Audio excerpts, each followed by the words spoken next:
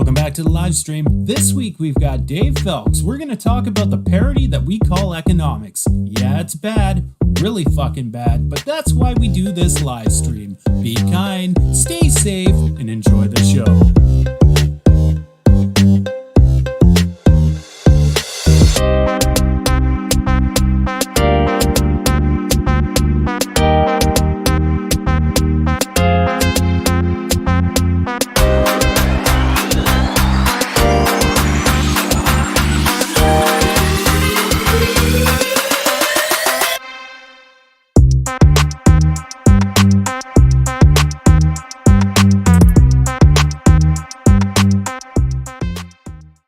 Back to the live stream. It is December 2nd, 2023.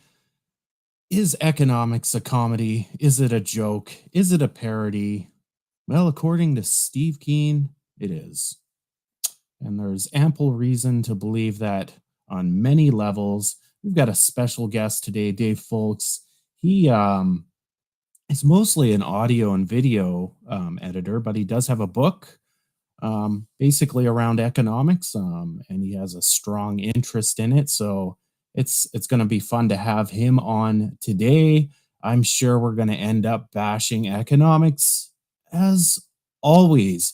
Remember to hit that like button on the Prof. Steve Kean YouTube channel.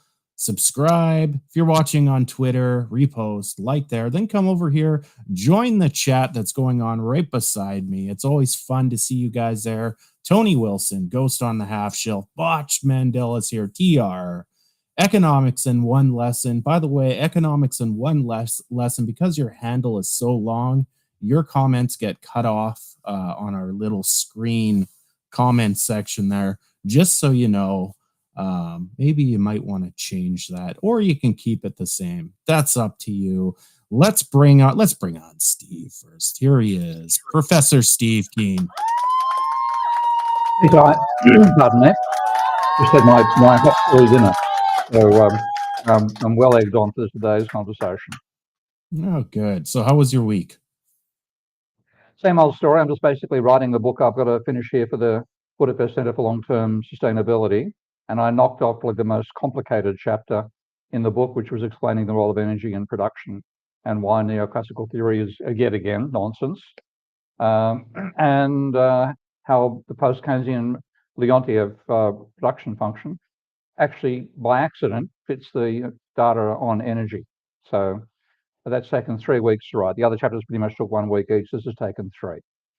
Right. So let me get this straight. In the Leontief production function, we have a variable called the capital output ratio. And what you're saying is energy is the inverse of that ratio, correct? The efficiency with which machines turn energy into useful work is the inverse of that ratio. And therefore, because it was derived empirically, the empirical regularity that was unexplained can now be explained as the efficiency of energy conversion by machines. Right. And you're posting all these chapters on your Patreon and Substack? Patreon and Substack, and people, please subscribe to that too. I could do with a bit of revenue, thanks very much. It costs money to pay for chili. So, yeah, okay, Tony, I'll pop it your way. So I'm trying to give, it's a way of getting the material out before it gets published as a book by here. I've seen one of the other books, which is the same series. If you can actually, you see the cover there? Is that the right way around? Hold on, let me give you a full screen here. There we go. Okay. So that's what they're putting out, and that's Richard Werner's book. And they do very nice production, I must say, because the usual story page after page. But what I got a real surprise is they're doing, full color reproduction. Oh, wow. So normally what I've got to do when I write I always use color for my graphics, and then I've got to knock out the color and put shades of gray inside there. That's got a certain double meaning to it. But here we go. There we go. Even the line charts are color. So I'm looking forward to it. Nice. Very nice. I'm looking forward to. So I'm actually not reading these chapters on your Patreon because I want to get the full product at the end. I've followed you for so long. I've got the lowdown, I think, on most of what you're Yeah. going to write, but I still want to experience the finished products start to finish without seeing, when you watch a TV show, if you watch the behind the scenes first, it kind of wrecks the show a little bit. So I'm trying to treat myself, and I'm not even touching it. I see your posts, but Interesting move. By the way, that I'm going to be critiquing part of Richard's book in mine. Not so much his stuff on money, which I haven't yet read in that book, but his stuff on climate change. And I'm afraid he doesn't know what he's talking about. And yet, I've got to come forward and say, look, I'm sorry, that's just wrong. As part of my argument about what the actual impact of climate change is on the economy. Right. Well, let's bring on the Mike, Professor Mike Radzicki. Here he is. Hey, gents. How you doing, Mike? I am doing well. We had a good week, I guess, at school. We were teaching the kids proper macro, the undergrads, and teaching the graduate students how to do correct system dynamics modeling. And my barn is coming along. I was dealing with the electrician because when I plug in the wall, I want something to happen. And that's it's getting close. You got really at the inspection stage. So that's coming along. And I was this morning blowing leaves and installing my wife's Christmas lights, which she insists upon having every year. So I'm on the ladder and dangling around, trying not to fall down. So I really like the coveralls. We got you to tilt your camera down a bit, so we're gonna let's take this away here so we can get a better view of them. It's like we're on one of those tool shows. Yeah, like the tool mask. I'm using a CA glue with this, so I don't glue my fingers together. Where you can't. Yeah, I wouldn't say Home Improvement and Tim Taylor, but I was going to say This Old House and keep it a little. Yes. Yeah, that would be. And they're right from your area, aren't they? Yes, it started in about 10 miles or so from my house. Yeah. I remember watching that as a kid. Yeah. Classic. Yeah. Classic. So yeah, we've got a distinct. Me and my city slicker suit, and you and your rural coveralls. You look good, man. Since you've turned 40, you're looking slick, man. Steve, we've got a little bit of feedback on your end. Okay. Yeah. Don't know why. I might have you on mute, so just put your finger up if you need to interject on stuff, just so we don't have that. Yeah, that. Not the middle one though. Half the peace sign. Yeah. So we're gonna bring on Dave Foulkes, and I'll mute Steve here. But I think first we need a little bit of an introduction to this man, because boy, is he quite the character. Here he is. Is this on? Could I ask a simple question about economics? Sure. Can you use economics to predict future events like you can with, say, gravity? To avoid bad stuff happening? No. Do economists all agree on the way the economy works? I mean, are you all looking at the same spreadsheet? No way. There's classical economics, Keynesian economics, Austrian school, monetarism, institutional economics, Marxist economics, behavioral economics, post-Keynesian economics like MMD, ecological economics like donut economics, to name a few. But there must be an agreed version of what worked and what didn't work in the past. Definitely not. Economists still argue about what caused the Great Depression.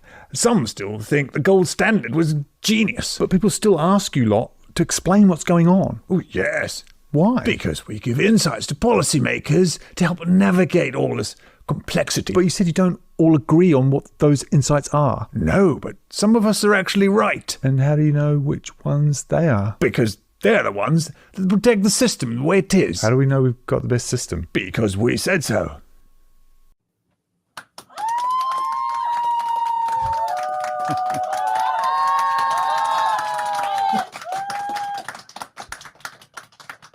Thank you very much for having me, and thank you for that little intro. That felt very special.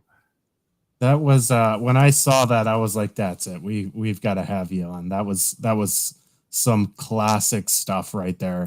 Exactly how everybody feels about economists that have brains. So it was, I never thought I'd be on a live stream with Liberace, Timothy Taylor, and Bruce Willis all together. So it is really a privilege to be here. Thank you for having me. Great. Now let's dive right into it first, Dave. Who are you? Like, why are you in and around the peripheral of economics? This question so often as well. I'd like to say it's an unhealthy, interest in economics. I think it's the same. I've been asking the same dumb big questions, I think, since I was a kid, and never quite stopped. Probably should have as I became an adult. So I don't have the disadvantage of being an economist, and so I don't have any kind of reputation to protect. So I get to sort of think about it and talk about it in ways that are pretty safe. But I mean, the first time I really started to think that economics was something I should really understand because it was really important is when it started to impact me personally. And the first time that happened was back in 2008. And Steve, you'll know about this because you're right in the forefront of it. But in 2008, I was living in Australia. We had my wife and I had a baby and another one on the way, and the GFC was slamming into the economy, affecting my work, which became pretty precarious, like very hand to mouth. And it was at that time that the Kevin Rudd government in Australia did the stimulus payments, and these were big, economic policy sort of things, ideas that all seem very abstract until suddenly there's a massive crisis like that, and it's suddenly like, oh, actually, this stuff really matters because those payments made a really big difference in our life then. I could go into exactly what happened there, but it turned out to be a catalyst for a really positive, change. So I guess it's things like that started me thinking, well, yes, I've got my day job, which is in, I'm forced in what I do day to day to be a bit of a generalist. So I have to be a quick read on a lot of things because I work as a producer for my production company. And I tend to be brought in as the communications guy to help brands with either their internal comms, working with a internal comms director, or with their marketing team. And so I do need to understand things. I don't pretend to be the expert. I have to, though, understand for context what's going on. So I have a very broad set of interests. And when it comes to economics, it's one of those things that's just so complex, almost like a challenge to try and understand it in some coherent way, because it runs so much of what we call, it runs so much of society. It's in the background noise of so much of what we think about and do as a society. So I guess that's the long way round to explaining it. So I don't have there isn't a slam dunk. I'm not a student of economics or anything like that. I really have an interest in it. And I think as a good citizen, if you like, I'm trying to make a lot of these ideas more accessible to people, because there's very much an intellectual kind of bubble that goes on with economics, in which a lot of the really interesting and important stuff doesn't leak out into the general population. So if anything, I'm just trying to make some of these ideas a bit more accessible to more people. Right. So in my writing, I'm doing that, and in playing around on Twitter, I'm doing that. So you've got a Substack. What's the Substack called? Beyond Survival. Right. I checked that out a few days ago. Everybody go check that out. Lots of good blogs. You've got a book here. Now, what's this book about? So Beyond a Survival Economy was my attempt to really get to grips with my own thinking at first. And I just started writing what looked like a long blog, kind of trying to accumulate a whole bunch of different ideas from experts that were like looking at the near future. And it was like an experiment of like, how would we set things up so that human beings in an economic sense could get beyond a survival economy? Because that's what we're in at the moment. Most people are pretty hand to mouth, and most of the time it's and it's a scenario that I think is anti-innovation, because a lot of people are very talented, but they live month to month. That the mental load of being in the survival economy doesn't give them much opportunity, and so it was an attempt to write, because that's the space I've been in most of my life, and I guess it was an attempt to write about what it would be like to exit that survival economy for, if the whole population did it. There's a lot of problems that I believe that we could solve if we took that seriously, but of course there's other problems out there, big problems that we've got to deal with, climate change, inequality. There's all sorts of problems with wars. Your list goes on and on. I mean, pick what kind of doom ending you want to the world, and it's out there. So there's plenty of problems to solve. But I just wanted to look at money, the money system, and the near future, and what a lot of experts are saying about what is possible and likely, and then for me to do towards the end of it, speculation on like a really happy ending, if you like, of how we could get to a space where all of us have an economy in which we have a base platform, at least, to secure us, so that people can get on and have thriving lives and contribute in the best way possible. So it's a positive book, and it was aimed at, I guess, people that were confused about what's happening at the macro level, confused about a lot of the jargon and things that are out there. I just tried to interpret in the best way I could in common language. I guess that's so it's for an audience that's not economists, but people who want to understand what's going on in the world of money. Right. You can find that on Amazon, like every book nowadays. So go get yourself a copy. I knew about your book. I haven't got it yet, and I've said this before. I have such a long list of books that I want to get, and a stack of books on my shelf that I haven't read yet, and a really large book buying bill that my wife doesn't appreciate. So I will get to your book. It's just going to take some time. Steve, just your initial thoughts on Dave so far. Well, no pressure. There we go. No pressure. Yeah. He's taking a comedy approach to economics, and that's what it deserves. It is a laughing stock and deserves to be treated that way. It's a problem that people don't imagine they can go and understand physics without doing, a substantial bit of academic education, or they do think that they're a bunch of climate change deniers and flat earthers and so on and so forth. Economics, we've sort of been inspired to think we can all access it out of our own experience. And sometimes that's just not valid, because our experience is such a tiny part of the entire system. And like, you'll find Austrian economists, and I've just found out I'm going to be involved in a debate with Peter Schiff sometime in February or March, which should be fun. That'll be fun. I know the Austrians claim that they could just look inside yourself and you can understand economics and deduce it all from. Who's that bloke we both had a bit of a run-in with Twitter a short while ago, talking about it being a deductive science? Oh, Per Byland, I think. Yeah.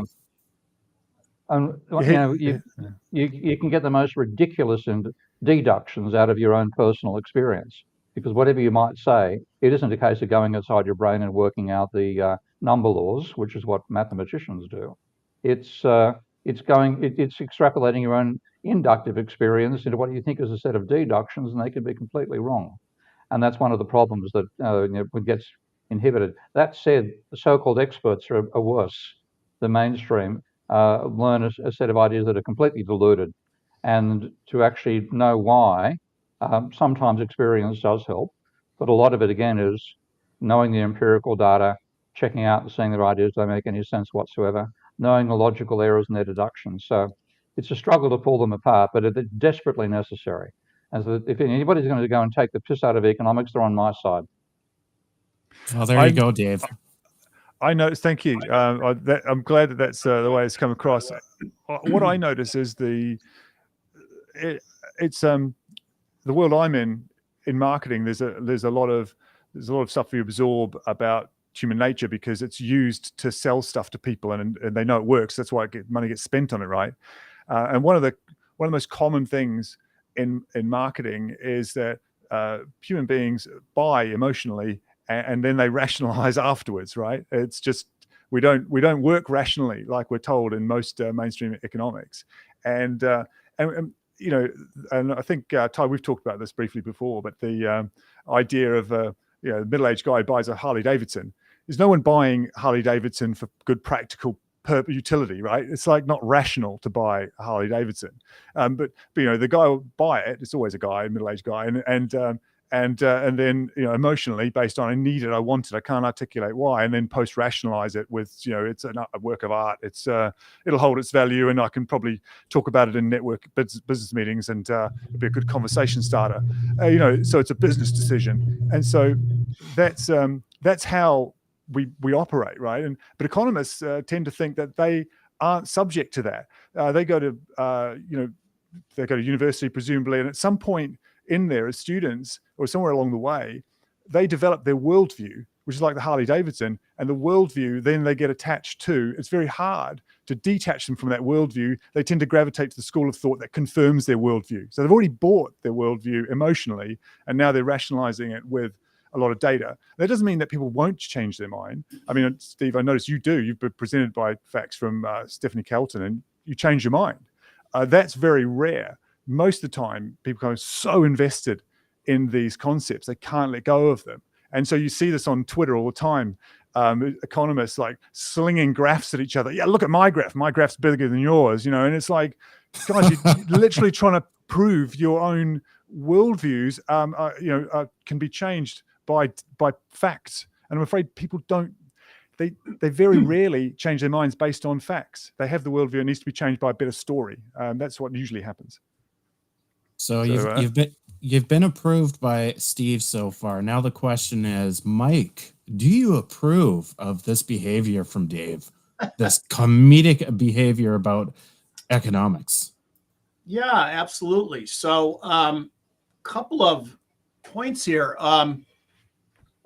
One is that economists are sort of in or the economics profession is what we'd call in complex systems modeling a path-dependent process, meaning once a system goes down a particular path, it gets locked in. It can get locked in. It's a positive feedback process, a self-reinforcing process.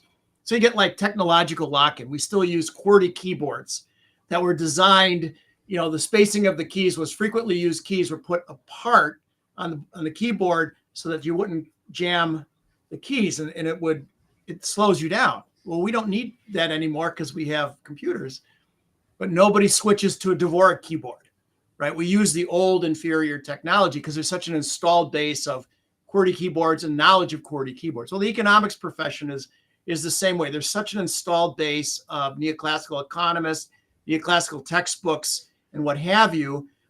Nobody's going to change, or very few people are going to change. You're sort of locked in. And the second point, which I think is absolutely supports what Dave is trying to do, is I was told by my mentor, Jay Forrester, the inventor of system dynamics, he'd always say to me, why are you writing journal articles and sending them to economics journals? Why are you writing for other economists? He says, they don't care about the economy. They care about writing articles for economic journals. He says, you got to write for the general public and the business community. They'll like what you're doing, and don't worry about the economists. They don't care about the economy. So I think the extent, so how do you sort of break away from this path-dependent process is you go around it. You go to the public, you go to the business community, government for that matter. You use humor, you use games, use any clever stuff you can come up with to explain this complicated stuff we do in economics. And I think that's perhaps the only way to deal with the economics profession is to go around it. I mean, it's encouraging that if we can, I mean, to the degree that policy is informed by economists, right? That's been just a part of our part of the expected purpose of economists for a long time, right? I mean, I don't expect to be someone who says you have to turn that off. I don't know. I'm not qualified to say that. What I don't understand, I guess, culturally is how we've ended up almost deferring to, you know, it's almost like economist says no, to any ideas, or we've got to run them by someone somewhere with a clipboard.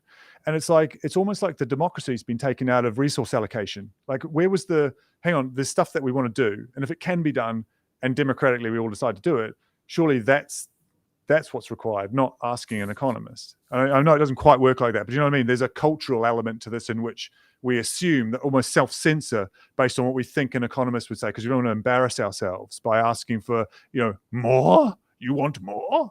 It's all very, Oliver Twist sort of approach to getting stuff done in the economy. Does that make sense? It makes sense. I just want to say thank you to Blue Bay for 400 INR. I don't know what country that's from, but thank you. Much appreciated. Maybe that's $40 American. I don't know. Thank you. Okay. Yeah. Yeah, Steve, what country I got is the making money out of this channel. Yeah. I'm not sure. I have to look it up. The INR. We'll have to get a translation of what the currency stands for. Yeah, but Blue Bay, where are you from? Let us know where you're from. I'm interested. Yeah. Anyway, so go ahead, Mike. Oh, I've muted him. We've said so far. I think what interested me in heterodox economics, or alternative approaches to economics, was I found it weird as an undergrad, you just learn economics. Whatever you're told is economic. You learn it and you spit it back, and if you do it well, you get an A. And so then I was like, oh, I'm pretty good at this econ thing. I want to learn more. But I always felt it was a little weird that economists never got out from behind their desks and wanted to find out how things work. Like, if you're doing something with the banking sector or a bank, why don't you go to a bank and ask them, what do they do? What do you do all day? Or the central bank, what do you do all day? You're doing a pricing model. Go to somebody who does that for a living, a company, and say, how do you do that? And, you kind of look at the textbooks. It's like, this is weird. It doesn't seem like this is what they would do. So what I'm getting at is this. I think the neoclassicals use a deductive approach to problem solving, to explanation. They follow Descartes. This comes because some of the earliest economists were physicists by training. Their PhDs were in physics. And, you have a theory of how the universe operates, the general theory of relativity, and then you derive a testable hypothesis. Then you look at the real world, you take some measurements and see if it confirms the theory. So economics then is a science like physics. It's the queen of the social sciences. Rather, in heterodox economics, it's inductive logic. You start with the real world. What's going on here? And if you find patterns and regularities, you can come up with general principles. But instead, you're more like a doctor or a detective. There's a problem here. You're trying to find out what's going on that's causing this problem. What are the symptoms and leading to and what have you. So it's more, economics, therefore, is more of a profession rather than a science. Yeah, you use math and data analysis stuff, but it's a very different approach. And so I was always attracted to economics, where you go and find out what really happens. And I always thought it was weird as an undergrad. I was like, well, I don't know, I'm just an undergrad. But I had this sense that it was a very odd way of trying to do economics. Then I discovered the heterodox schools, and I thought, wow, somebody is on the right track here. Right. And I guess to the degree that there's human agency for a lot of these decisions. So let's say we measure very cleverly. Oh, by the way, I think that it seems to me culturally that myth of economics being like a hard science, like physics, I think it's deliberately opaque. It's no one wants to let that myth be dispelled too much. It seems to me it's it's sort of talked about as if it has the authority of a physics, but is a social science, or is it quantitative science? I think it's something like that, but it's not a hard science. But I think it's sort of the hope is it still seems like that to the general public, so that the authority stays there. And it's just not. I think one of the things that I noticed as somebody outside, the economic sort of bubble, and even outside the sort of intellectual sort of bubble, is it felt very intimidating to even ask a lot of these dumb questions. It's got, well, you should know this. Well, no, as somebody in the public who's trying to understand this, it should be pretty easy. And it's guys like you that have made it possible for me to ask dumb questions and be the dummy. And I think that's a credit to you. But that's really how it should be, because these things are just too important. I think there's a big cliche about economics, and it's too important to be left to economists. That kind of thing.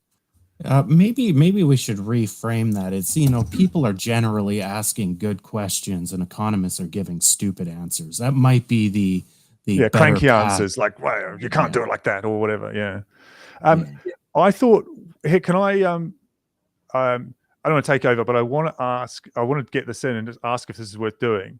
But there's something I noticed and it might be a fun thing to do, is there's a bunch of sort of memes / cliches that come up all the time. If you're in a thread and there's just like people just bundle in these one-liners that just get churned out like just throwaway lines as if it closes the argument. But they reveal a lot about the common thinking that's out there in economics in different schools of thought. And one of them, this is like probably the granddaddy of them all, that just gets thrown in as if to shut down any conversation, is nothing comes for free, or it's near variant, which is there are no free lunches, and it's not even oxygen. Okay, well, water definitely not. You've got to pay for clean water, at least in the UK, and make a profit off it, by the way, as well. But I just wondered about, I've got a few of those, and I wondered if it were worth just having a look at which these are comments, by the way, that I'm guessing you guys would just ignore, and I do as well. But I often think, what are people doing when they think they can just throw out these cliches and ignore, any kind of engagement with new ideas? What do you think? Steve, what's your thoughts? Well, you've hit one that actually I started writing my most recent chapter for this new book on specifically that. No free lunches. Yeah, no, there is a free lunch. If there wasn't a free lunch, we wouldn't be here. Because the planet is free, wouldn't it? Yeah. Well, the planet. Well, nobody made the planet. So as far as we know, you may be a god bod, but it just existed and it's been here for 4.5 billion years. If it wasn't here, neither would we be. That's the ultimate free lunch. Yeah. And when you look back in the history of economic thought, the only school of thought that actually got that is the physiocrats. They predated Smith. So the chapter I've just finished writing, so it's worth elaborating on this point here, is that the physiocrats' explanation for where wealth came from was land. They said land is the source of all wealth. And then they said what man does, pardon me sexist language, but it is 250 years ago, what man does is take the free gift and convert it into a more useful form. And that is precisely what you get out of the laws of thermodynamics. There's a certain amount of energy in the universe it's to some extent it's an empirically reasoned observation, but there is energy, the amount of energy doesn't change. Its quality will degrade over time, which is the second law of thermodynamics, the entropy. And the third law is you can only get 100% energy return out of what you've got if you can find somewhere to dump your waste energy, which is at the temperature of absolute zero. And the third law is there's no such place. What you get out of that is, in other words, we are living on a free lunch. And what neoclassical economics says, there's no such thing as a free lunch. What they're talking about is you've got to buy something in a capitalist economy. But you wouldn't have a capitalist economy without the free lunch provided by nature in the first bloody instance. And they're completely ignorant about that, which I think is where most of the problems emanate from, that very mistake. When I trace it back, for once, not blaming a neoclassical economist, I blame Adam Smith. And that's the topic of this last most recent chapter. Oh, interesting. So why Adam Smith? I thought he was seen as the misunderstood original economist. Is that not the case? Do you think he was well understood and it's not right? He misunderstood the original economists, and the original economists were the physiocrats. Because if you look back at schools of economic thought, I mean, neoclassicals don't even know there's such a thing as a school of economic thought, which is why the bunch of ignorant fuckers, pardon me, tried to get in first with the word today. So they simply don't even know their own bloody history, let alone the history of economics over time. But if you go back through time, you'll find initially the mercantilists were probably the first defined school of economics, and they basically saw they were very nationalist. They were working for their king, and their idea was you had to accumulate as much gold as possible. and then that was sort of tied up with the feudal system. But the first people who really look at the actual production of the economy, because the mercantilists were about getting as much as you can from trade. So you pay a little to get stuff, and you make sure you get paid a lot for what you sell, so you gain gold. That was their orientation, very much at foreign trade. But the physiocrats in France, where they originated, there's a couple of Irish people inside there as well, funnily enough, particularly Richard Cantillon, but also I'd say John Law. And they looked at agricultural production and said, what happens in the agriculture? You plant one seed and 1,000 seeds bloom. And the number of seeds that bloom has very little to do with the labor of what they call the husbandman. It's not the quality of the work, it's the intelligence of the work and the quality of the land. That's what enables wealth to come from. So they say the husbandman, the person who tends the land, is the original source of all wealth. And Richard Cantillon wrote a book called, it's translated these days, an essay in economic theory. It wasn't quite the same title it was in French, but that's how it's translated now. And that was in 1755. And he started off by saying land is the source of all wealth. Well, along comes Adam Smith, and land in Scotland ain't that good.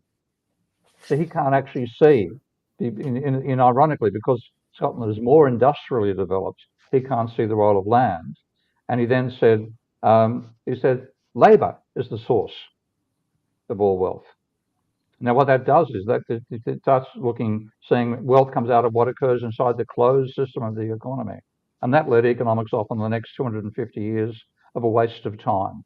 So what I'm trying to do is bring it back to the physiocrats who are consistent with the laws of thermodynamics, and then show that the free lunch is actually the foundation of economics.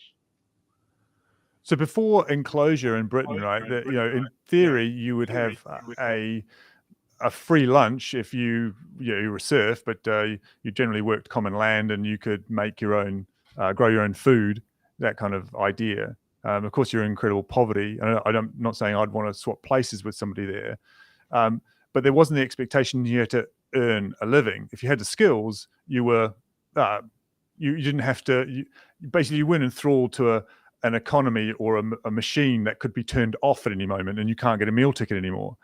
You were, to a certain degree, autonomous. But again, like I said, there's a contradiction here that I'm talking about, because I don't want to swap places with that. But in moving to a labor-based economy, you end up with this amount of control that's very different, in which you can, like we found out in the pandemic, we're all attached to this machine that will just turn the economy off and turn it back on. Have you tried that? Because that might fix it. That kind of thing, where everyone went, hang on, I'm attached to this. You can't just turn off the economy. I've got jobs, machines to run, people to pay, and so on.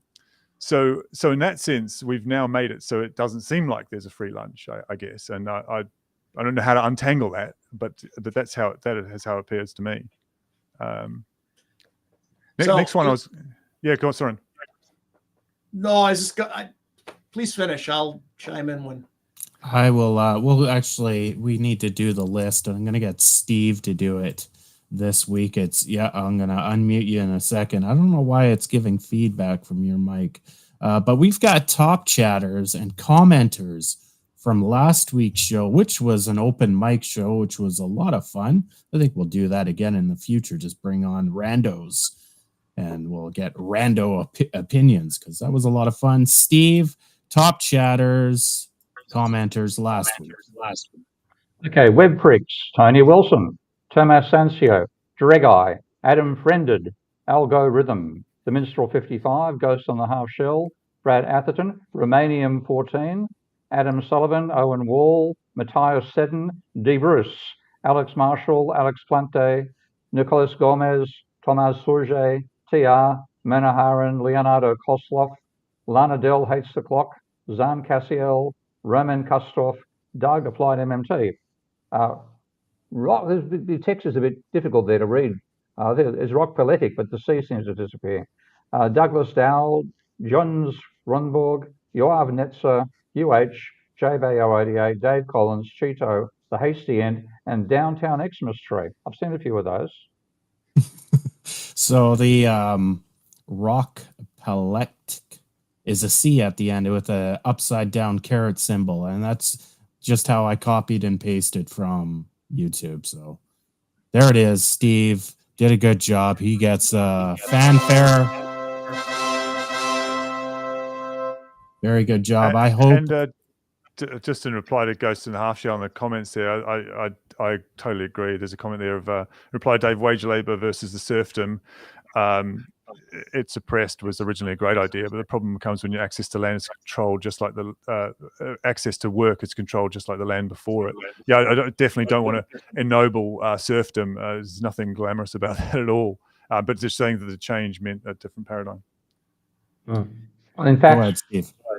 when you look back at you go right back to early Cro-Magnon society, and it was quite a complex society compared to what we think it was. It isn't just a bunch of people sitting around a hearth and going out and spearing the odd lamb every now and then. It was quite complicated society with between 850 and 8 to 10, 12,000 people in a tribe. But the situation for serfs, we're going to jump far ahead, is that the Lord had responsibilities to the serfs, as well as the serfs having responsibilities to the Lord. And there are various times when the lords would be rather rapacious. And in the part of the toing and froing of the English system, where the king was actually quite weak compared to kings in other feudal systems. At one point, a law was passed, I think in about the 1400s, that required a serf to be given no less than 4 acres of land to work for themselves. And they were then required to work on the Lord's land for something like 100 out of 300 days, the 350 days of the year. But if you take a look at the extent to which they worked, they tend to be 2 days working and 1 day off. So in a ridiculous sense, serfs actually probably had a better deal than wage slaves have today. Well, actually, that's a question I was going to ask you guys. I've got a whole bunch of dumb questions I can ask later if there's time. I'm good at asking dumb questions. But for instance, how do we square the circle or circle the square, whatever it's called, with the idea that with enormous enormous gain in labor saving devices that has happened since then or through the Industrial Revolution, to the point where we should be, thousands of times more productive. It doesn't matter how you measure it. We're a lot more productive than we were before the Industrial Revolution. And yet, even if you're conservative, you were still working the same hours legally as 100 years ago. It doesn't make sense. The Egyptians had more time off when they were building the pyramids. What's going on with labor saving devices? How have we ended up pretty much working the same hours or more? Well, it isn't labor saving. The devices actually increase the extent to which we get energy and turn energy into useful work. And Tony put a couple of comments up on the chat that I very much agree with. That if you go back in time, everything's about a struggle to control energy. So if you like initially in Cro-Magnon society, the energy was what you could actually hurl at an animal or burn. The fire was the original invention that made us separate so much from the animals, because we could get more energy out of what we burnt. We cooked than what they could get out of eating raw meat. So that was a huge part of our development. That really led to part of the development of our brains and so on. But then slave society comes along. What are you doing? You're getting intelligent people who consume food, which is energy, to do work for you that you want them to do, whether they want to do it or not. Then you have the feudal period, similar sort of thing. The serfs are required to work so the lord can throw nice large parties in what was it called? Camelot. Okay. And capitalism comes along, and it's now the coal that we're burning. Then you need workers to tend the machines that burn the coal. So the workers then required to work as much as they can, so that the people who own the machines can have their soirees in London. And fast forward now, it's really the same thing. What we've got is a power struggle in terms of political power over the division of the surplus we generated between the energy we find for free in the universe and the energy we have to input to access that free energy. And that has been overwhelming. The battle's been won by capitalists, not by workers. And the major reason why they've won it is because of the bullshit pumped out by neoclassical economists that it totally obscures class struggle and totally obscures where wealth comes from. So if we actually knew that, what we'd be saying is, well, I'm sorry, too much of the energy return is going to the owners of the machines and not enough to the workers who are working on it. So we have to change the political balance and change the distribution of income. And that's exactly the last thing that neoclassical economists want to allow. And if in a practical sense, in a day-to-day situation, you might use some productivity gains in your work, let's say as a worker, I've got 3 employees, and they do have these productivity gains. And what I try not to do as much as possible is whisk that away. Go, great, there's this great productivity gain. I'm going to fill it in with more stuff for you to do. If I can, it's about, right, well, what training can we do now to make your life easier? What processes can we do to make this more efficient? But it does become a conundrum as an employer to go then, let's make your job really efficient and free up loads of time. If other businesses fill in that time with making their workers work more, they're going to be more profitable in theory.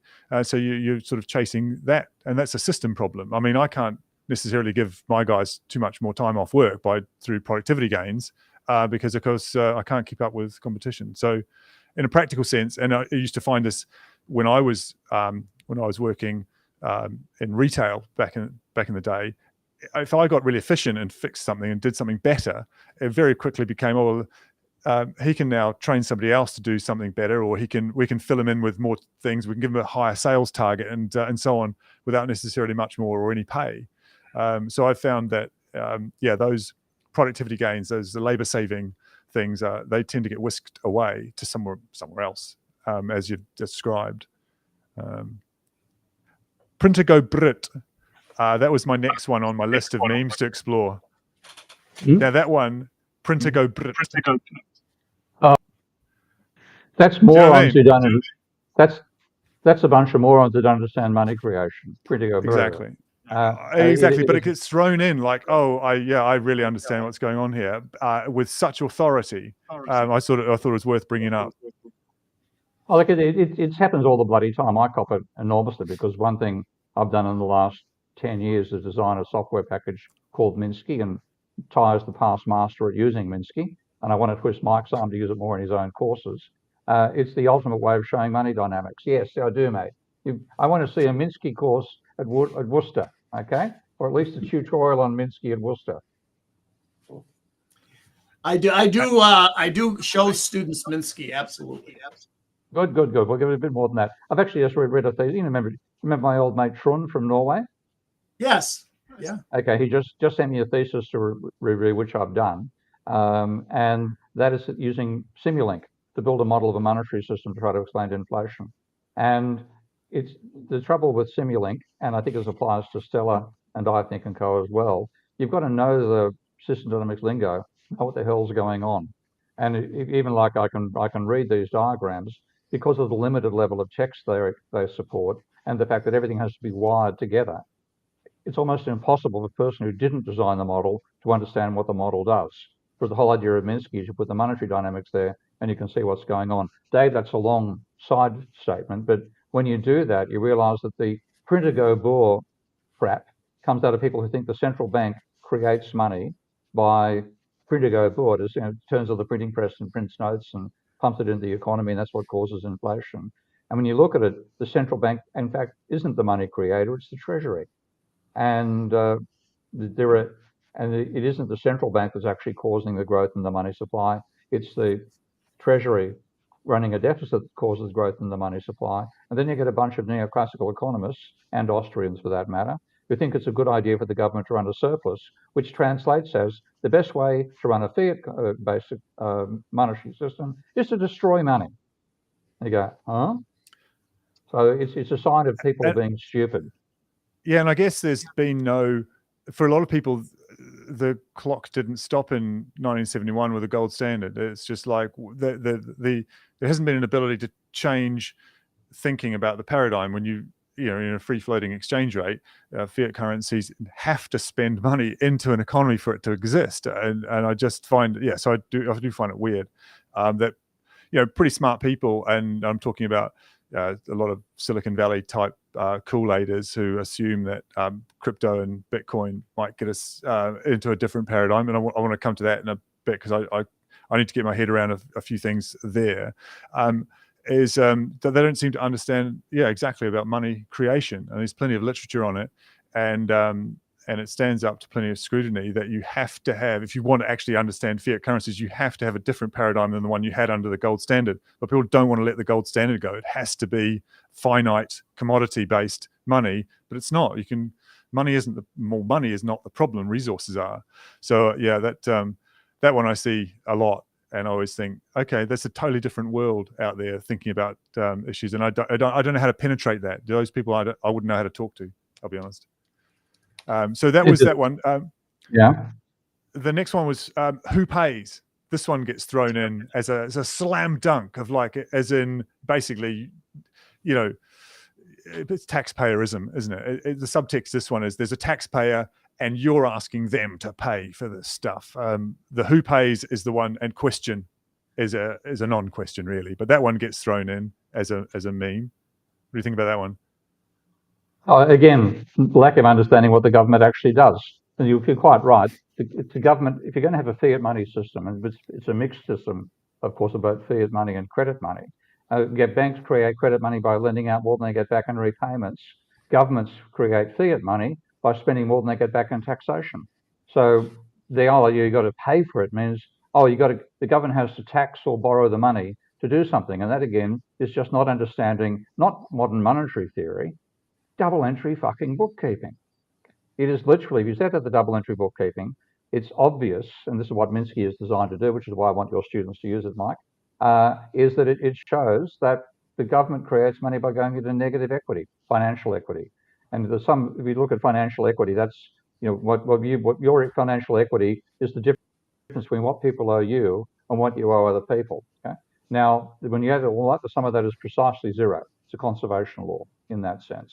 So if you want the government, if you look at the government's role, it creates money by going to negative equity. That creates identical positive equity for the non-government sector. So if the government tries to tax to pay something, it's actually taking away equity from the private sector, reducing their capacity to spend. It isn't increasing the government's capacity at all. In fact, the government is spending less when it does that than if it actually runs a deficit. So it's again a sign of people who just don't know what the hell they're talking about. Yeah, the culture of taxpayerism, though, seems to be useful. It's a very useful myth to keep perpetuating because it pits us all against each other, as if there's a great pot that we can all put money in, and that pays for schools and roads and all the stuff that makes society work. I mean, I think that's where that one is useful.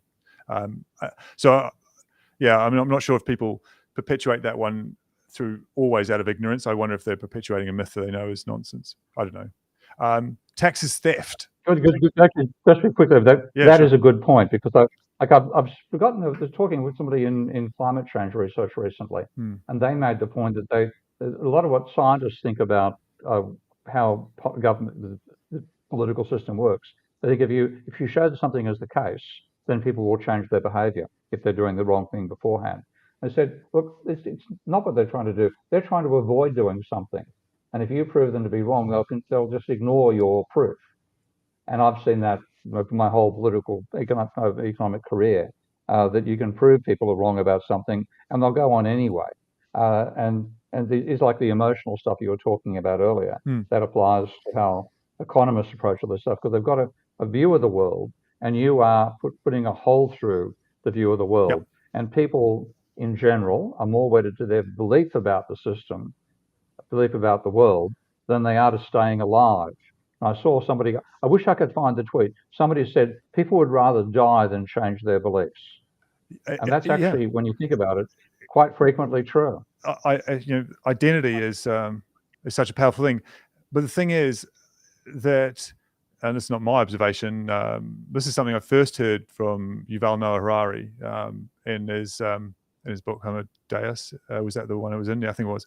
But it was a short history, wasn't it? It was the first one, and he was talking about the fact that he made a nice comparison between colonies of bees and human beings, and on the surface we look similar in many ways. So bees got a ruler, they've got a queen, and so on. But unlike humans are much more unique. Bees cannot, for instance, overnight execute the Queen and establish a republic.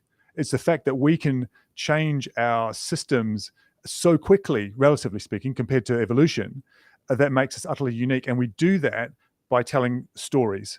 So we gather people to new ideas by telling stories that people want to join in. And so those aren't, it's obviously, it's a sad idea that we can't be compelled just by straight facts, but we can't. We're a social species, and so we join stories that we feel like we can identify with. And so that's both a problem, but it's also a solution, because if we can attach facts, we can find out what the factual things are, but then make a better story to get people to join in, then we've got a winner. That's no easy thing. I'm not saying that is easy, but for instance, I think MMT is a good case of a much better story that people can join in, that they can understand, and they can join and go, I understand this, and I like the worldview that's behind it, as well as it being factual. So that's the hope. I think as a storytelling species, it's something that economists tend to forget, and that's what I'm saying. They tend to just throw facts at each other when that's not the thing that changes people's minds. It's a hearts and minds thing, which sounds very cliche, but that's how I see it. You'll love this one. It sounded like you had a thought there. I shouldn't just. Yeah, I do. I got a Go thought. Make sure you hit that. Make sure you hit that like button, viewers, on YouTube. If you're watching on Twitter, now known as X, make sure you hit the like button, repost there.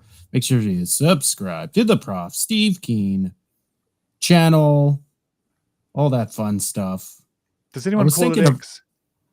Some people do. Like, so I've been watching on the other programs, and I've seen a slow adjustment to the X symbol. So I think that it feels like what happened with Prince. It was like the social media platform previously known as Twitter is how it seems to be. I think it'll move along just fine. Everybody's hating on Twitter on the academic side of things, but it's still the greatest platform to get your message out. So I don't know what to say.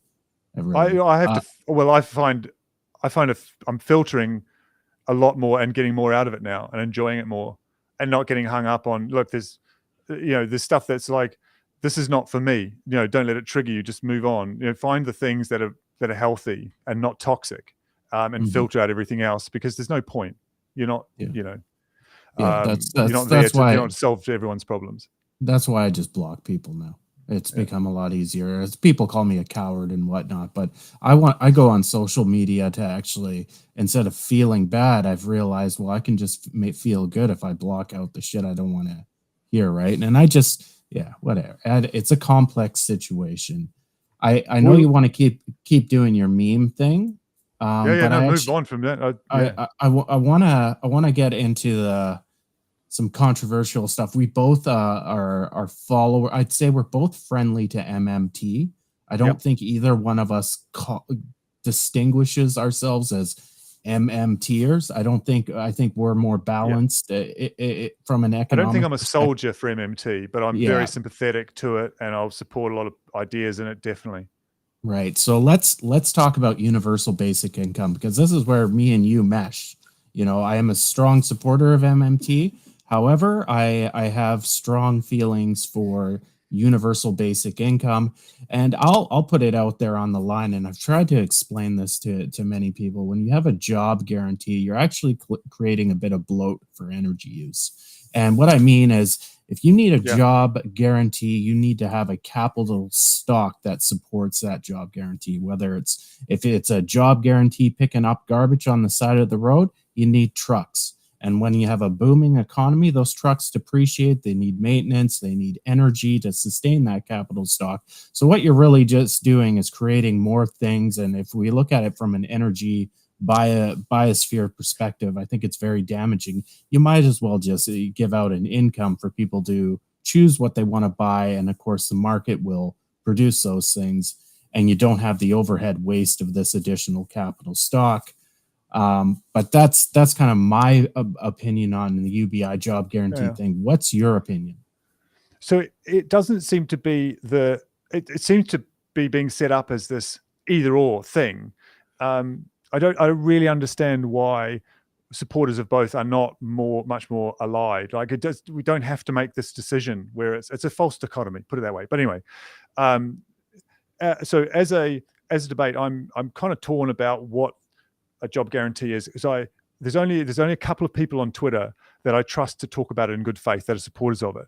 I get a lot of, as soon as I ask some questions, it's like the resistance is quite high. I think there's a lot of people really bought into it as if it's a complete idea, and it's still being formed.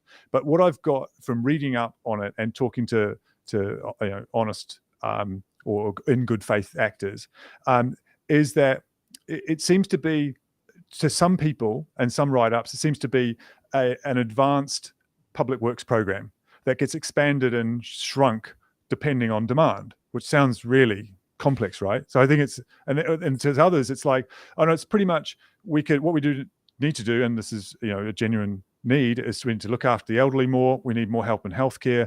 Well, it takes training and expertise. It's not just anybody that fills those roles.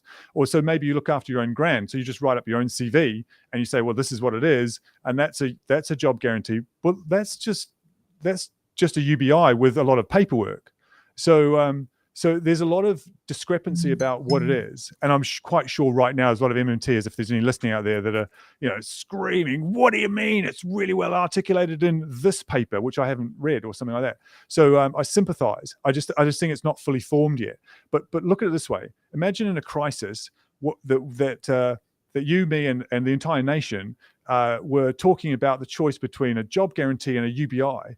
Well, that to me that's a much better situation than we are in now, because that sort of situation at least is going to be going towards supporting people and getting people supported at the base level, which is what my book was about. I didn't advocate for a job guarantee. I thought it should be a democratic thing, and certainly not for economists to decide for us, for example. However, a UBI makes more sense. But here's as a détente between UBIs and job guarantee. What about because I think a job guarantee is, from what I've read about, it seems to either potentially be a very small program that makes sure that the most vulnerable are supported, either through training, which could be, it could be training towards something they want to do and want to move into, so they become employable, or public works programs, right? So that's one thing. That could just exist. But a way that a UBI could be brought in could simply be one day of the week now becomes a UBI paid, whatever that equivalent is, and we move officially to a 4-day week. So one that frees up more, you've got basically more work potentially, assuming all the work is static and not taken up all by robots. You could shrink the work weeks, even 3 days a week, and have a UBI, and it's more people, basically spreading the work out. Because if it's possible for the economy to do that, then why aren't we? It's just that we, the one thing that comes up in people who are more for a job guarantee is like, you get this very abstract idea put forward by Mosler, which sounds perfectly correct, by the way, in the abstract, which is, if money is a tax credit, well then you can't give people the money that then they get to pay the government back as tax at all, because that means the government can't provision itself. Well, that only makes sense if you absolutely refuse to change the tax regime at all. I mean, if we're going to stick with just income tax, then yeah, probably that's correct. But to my observation, at least, it's like if you work out ways to tax the economy as a whole, then the government can provision itself perfectly fine. It could be a transaction tax, extended VAT, or whatever. It doesn't have to be on people anymore. Then you can buy whatever the market is available for the government to buy, or individuals through a UBI. So I'm pretty nuanced on it. I think it's too premature for anyone to go, this is definitely the idea that will solve everything. And UBI has its flaws too, not least from the possibility of inflation if we don't increase productive capacity, which again is CO2. Well, here's the thing, and in aggregate, they're much the same with that issue, right? Right. If you're paying people an income They don't just sit on it and there's inflation, right? Businesses will expect an increase in demand. They'll boost their capital stock. They'll invest to increase output so they can sell more. I've had this argument before. I ran a small trucking company. When I expected extra demand, I didn't raise my fees so that my clients would go to other customers. I would make sure I had extra workers and extra truck. So I would boost my capital stock, and I would create more employment. So what actually a UBI would do in theory, and this is my theory, I could be wrong, Steve might disagree, is it would actually boost employment. It would boost the capital stock. It would boost output. So ironically, a UBI would create more jobs. The need for more jobs, whether they're automated or not, that's another story. And that's the same in aggregate as a job guarantee. There's additional income, and that would create a loop as well. But my issue with a job guarantee is you have to maintain a capital stock of new equipment. And let's face it, like you said, these guaranteed jobs are not going to be skilled jobs that make a huge difference in our society, like healthcare, et cetera, et cetera. So I'm really with you, and I just found it really ironic that we kind of linked up through kind of video editing, but we hold a very similar view on the UBI and how it fits in, and it links with MMT really nicely. I'll get Mike's it does opinion. link with MMT really nicely. So it seems like there's a part or a number of supporters of MMT, and Mosler is in that category, who really oppose it on theoretical grounds, but it gets into a level of abstraction that I don't, I understand, but I don't think is applicable in the real world. I don't think it works out like that, if that makes sense. So if you do understand that argument, and you understand the stuff better than I do, it'd be nice to know from a system dynamics point of view, if you have any hunch about what happens when you introduce a UBI in terms of what sort of behavioral things happen. I mean, we can all speculate. I certainly, from my point of view, know what how I tend to behave, but I don't know how that translates at a system level. Steve, go ahead. It's going to increase demand from everybody by exactly the same amount. My demand will go up by just as much as Rupert Murdoch's. In other words, it benefits the working class and the poor far more than it does the rich. So in that sense, it's a redistribution of income from the rich to the poor. And there's one reason I favor a UBI, because a huge part of the problem, as you were saying earlier, talking about your experience during the global financial crisis, that we are compelled to work because we starve. And that compulsion is part of the unpleasant side of capitalism. But as a species, what we always wanted to do is get the respect of our peers. And so the desire to work is actually something rather innate in humans as a form of contribution. But we've been so distorted by a capitalist perspective that people think you've got to be forced to work. Labor is unpleasant, blah, blah, blah. And some forms of it certainly are. But that negative attitude towards work is part of what I think turns up in the pro job guarantee arguments. And I also see a fair amount of puritanical thinking behind it, which again is something strangely associated with America. And also the American system, in terms of social security, should be called social insecurity. It's so bloody bad. And so what a lot of Americans are doing, their reaction is to what they've experienced in their own countries. Whereas coming from the Australian point of view, before it got destroyed by 40 years of neoliberalism by both political parties, to a fair extent, you had a welfare state that meant if you couldn't work, you didn't have to starve. And the Europeans have definitely had a better system that way. So there wasn't this feeling that you weren't getting enough services to survive. Instead of coming from a European or Australian background, you did get enough services. So you didn't need to, put the priority on work and income, which the American poor have to do. So I think it's tied up with a lot of strange elements of America's dysfunctional culture. I want to get Mike's thought on this. Well, so there's a lot of ideas here, I suppose, to unpack. The universal income is a policy, is an old idea going back to at least to Milton Friedman. in Capitalism and Freedom, the negative income tax. That is slightly different, though, isn't it, Mike? Just sorry to interrupt it, just to make sure there is a difference between a negative income tax and a UBI, I think, in practice, though, right? But anyway. Well, I'm not saying they're identical, but I'm saying that the concept of sort of having a social safety net and an efficient way to do it, rather than a myriad of government programs, you just have this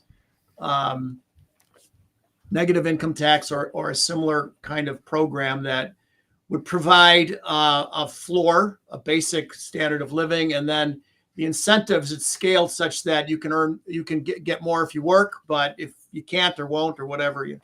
So it's a flow in systems modeling. It's a flow policy, whereas employer of last resort type of program is a buffer stock policy, like the Strategic Petroleum Reserve. When oil prices are low, you buy in, and when they're high, you feed out to the marketplace. When labor wage rates are low and high, you do the same thing. So the idea is, my understanding anyway, is to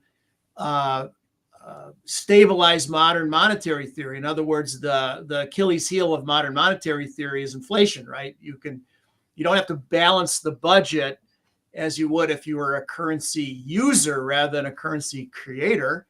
At your house, you have to balance the budget. At your business, at your city government, your state government, your provincial government, what have you.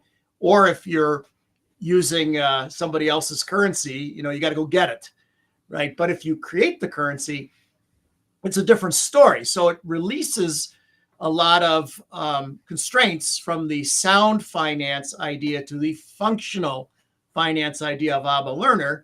But if you overdo it, if you overcook it, you can trigger inflation. So, well, how do you deal with that? And employer of last resort program, given that wages are a big part of prices, was put forth by the MMTers to say, well, here's a way to, a buffer stock program stabilizes a system. So they're in some sense the same, after the same thing, and in other sense they're sort of designed for different things.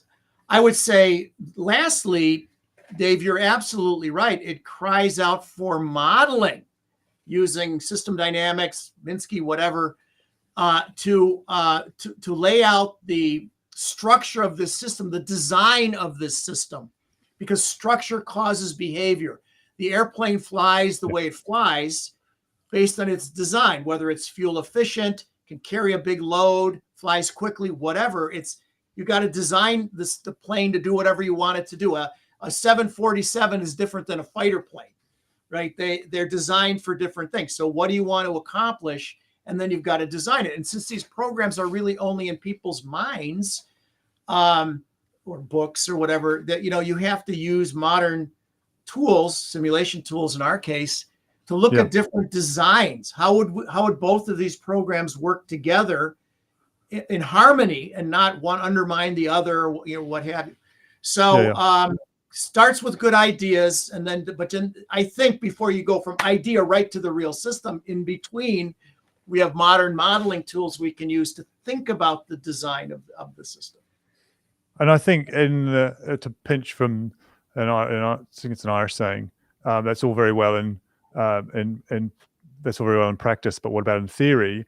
It seems like a job guarantee to a degree has jumped to the brochure thing, which is the answer, the buffer stock, but the practice of that, once you start unpacking what that actually means in real terms, day to day, it's a lot more problematic. But like I say, this is early days. We should all be talking about these ideas without fear or favor. Yes, I favor a UBI, but I definitely think that these ideas should be getting developed, because, like I said, if you were stuck in a crisis and the two big ideas that were kicking around were one of those ones going to get taken up, well, both of them are better than what we've got right now for people who are struggling, and that's a really important point to keep in mind when you're having these debates. So I will always have good faith debates with, not arguments, but I want to understand it. But I think there are real questions about how JG, becomes practically implemented. That's kind of all. Yeah. So I did want to say something about. Go ahead. No, go ahead, Mike. I want to hear more from you. Oh, so why does the public at large, why do politicians not sort of understand, let's say, the modern monetary theory story or narrative? And I do agree that we do storytelling, and storytelling is very powerful for people to understand things, change their minds, and what have you. And I think it's a couple of things. One is Kean's talked to us about the fallacy of composition, right? Where what's true for you or true for me might not be true for if everybody does it, right? So if I can't see at the football stadium, I stand up, I can see. But if everybody stands up, I can't see, right? So it's a logical fallacy to say what's true for a part of the system is true for the system as a whole unnecessarily, right? So people say, well, I have to balance my budget at my house. For that matter, my company has to balance its budget. My city government has to. Therefore, the United States government or the Canadian government or something, or Australian government has to do the same thing. And that's, it could, depending on the circumstance, but for a sovereign nation, sovereign fiat currency, that's not true, right? So humans suffer from the fallacy of composition, but also everywhere they look, they see, I got to balance the budget. They see non-modern monetary theory stuff all around them. So, to change that perspective, to give them a different lens through which they can view the economic world is difficult because it's counterintuitive. It doesn't make sense. Last point is I talked earlier about, sort of the inductive approach of heterodox economics, more like the physician or the detective. There's a problem here. We start with the real world. We're trying to figure out what's going on here. We've got clues. We piece them together kind of in a systems approach, right? That's what modern monetary theory is. 25 years ago, when I first heard about it, and when I first met Stevie in Kansas City, I thought, what? I'm reading this stuff, and these people are insane. But I said, but wait a minute. Let's not just dismiss it. Let's do a bit of a deeper dive before I run my mouth. And I started to conclude that really modern monetary theory is not really theory. For that matter, it's not very modern. It goes back a long way. It's merely a mechanical description, by and large, of how a fiat currency system works. It's debits and credits. There's no, Marxian theory or, whatever. It's just mechanically, how the hell does the system work? And by the way, I was always a little murky on that as a student. I'm like, there's a lot of hand waving going on here in the monetary stuff, So, but how do you convince the public at large, your average politician? Will they sit still long enough to at least hear the story? They're not going to go through T accounts like they're little accountants. Their eyes are going to glaze over. They're going to float to the ceiling, and they're going to go watch Netflix. So that doesn't work. The traditional monetary econ course stuff, let's go through T accounts, assets and liabilities for the commercial banking sector, the central bank, the treasury, the household. They're not going to do it. Can we use simulation and games, engaging games to teach? Can we use storytelling? I don't know. But these are the sorts of things that have to happen to give the public at large, the business community, politicians, a different lens through which to view the economic world. And if I had the answer, I'd be doing it. I don't necessarily have the answer, but no, I think in the sense to a degree, it's deep seats. Yeah, I feel very much the same. To the degree that I can, what I'm attempting to do is at least make, through my writing, what seems like a complex idea is much more accessible. I think it's up to, I guess, writers like me, artists, content creators, who can have more fun with the ideas and make them more accessible. So it shouldn't just be on the intellectuals to come up with the concepts and then also to make them, disseminate them and make them accessible. That's sort of like pop culture's job. That's what it does. So, look, I'm optimistic that we're going to crack it. There'll be a version of this that's helpful, breaking down taxpayerism, ending the myth that we're out of money for everything. I mean, that's the one that I think really bugs me, is the idea that we can run out of money, we can run out of resources. And we know that inflation is the speed limit that you have to work with. But what seems to me is if there's anything to be careful of with explaining MMT, is to really make sure that both well, I call it mint and burn, because I think it's a simpler way of looking at it, but nonetheless is to explain that the taxation is required at the same time as the spending is not a problem. Because because a lot of people who criticize MMT are very keen to talk about, oh, you could just spend. It was like, but they seem to be a little bit quiet on the fact that, oh no, by the way, there's the tax you have to do as well. And so, yeah, I think any explanation will have to include those both together. I mean, but look, I mean, Stephanie Kelton's explanation seems more than adequate as a starting point for a lot of people. So if anyone, I'm pretty sure on your program, there's very few people that haven't read that book, the Deficit Myth. But still, that level of storytelling, we just need more of it, frankly. So yeah. I think we can conclude with this that, myself, I like D.T. Cochran's approach. We need the 3-pillar approach where we consider a job guarantee, a UBI, and basic services. And I think the perception of the UBI and job guarantee, like Steve was saying, changes depending on the society you live in. For instance, here in Canada versus the US, we have a lot of social programs. So the perception of a UBI is accepted here. In fact, it is closer to reality here than a job guarantee ever will be, simply because of some of the points you pointed out, the overhead administration of a job guarantee. It's very complicated on the surface, just looking at it side by side, and same within Europe. So I think that's very dependent. But at the end of the day, like you, any policy that's going to help out the common worker or poor person or somebody living on the street, I'm for. So if the day comes that somebody says, well, we are closer to passing a legislation that will have a job guarantee tomorrow, I'd be like, hooray, great. That's fucking awesome. Either or, right? Because at this point we have none. So, yeah, absolutely. And that goes for basic services, like down in the United States, they're screaming for realistic basic services. I know if you have a job down there, a good job, you're going to get your package, but not everybody down there has a good job, right? And up here in Canada, I don't even give it a second thought. It's just something we have that is basic services. So that's pretty dependent. As for what Mike was saying about MMT, he is right. It is just simply accounting tables, interlock debits and credits.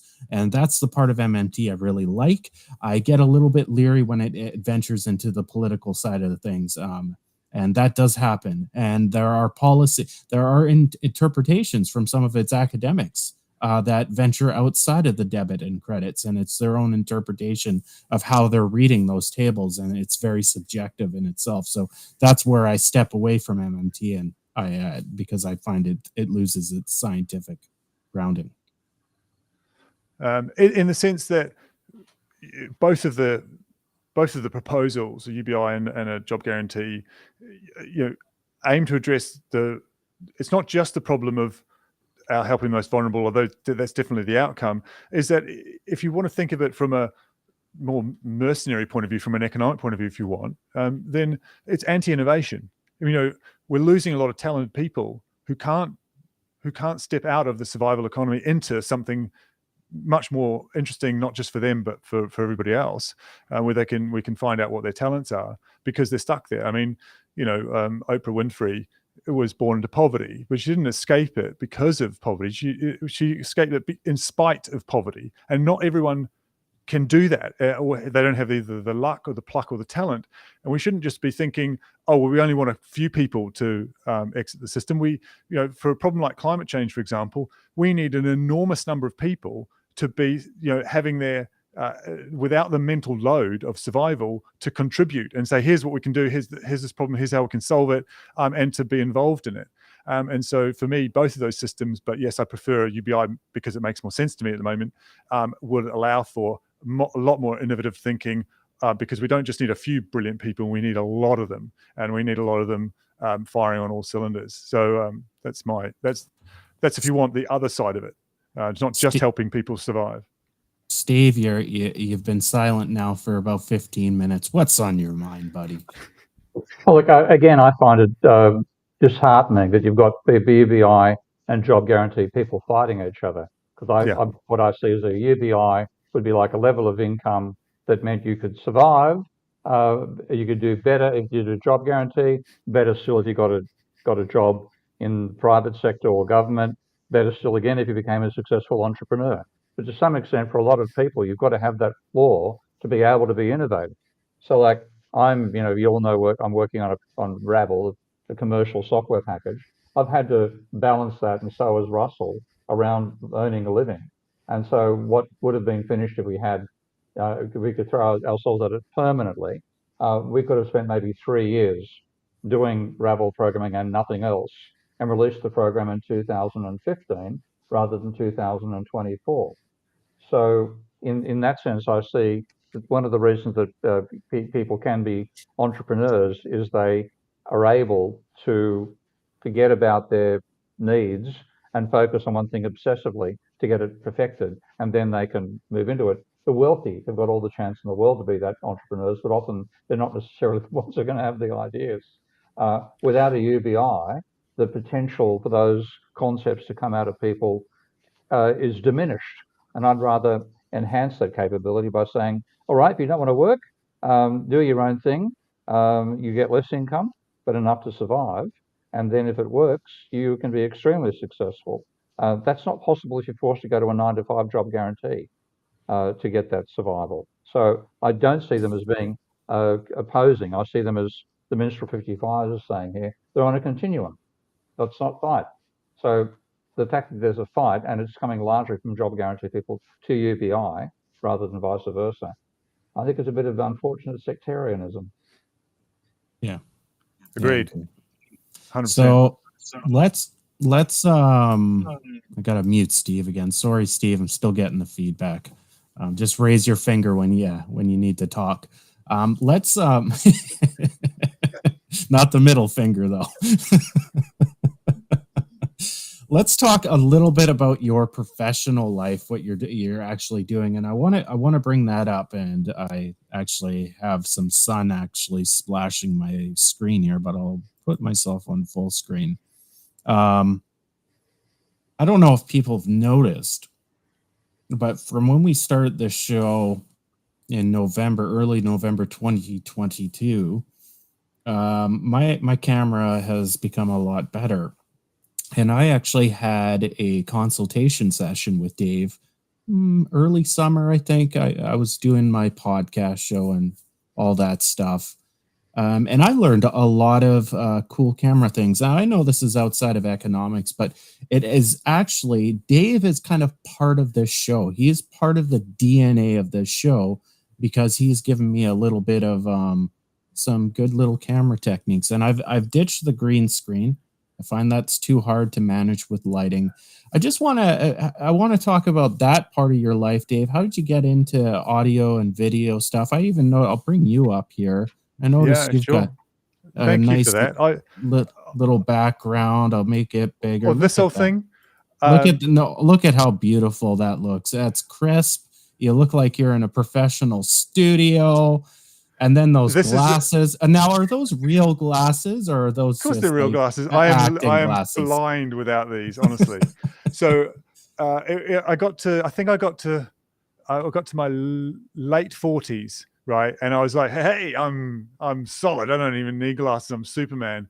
And then just like it was over a summer, and by winter it was just like, oh, hang on, you're blind as a bat. You can't read your books anymore.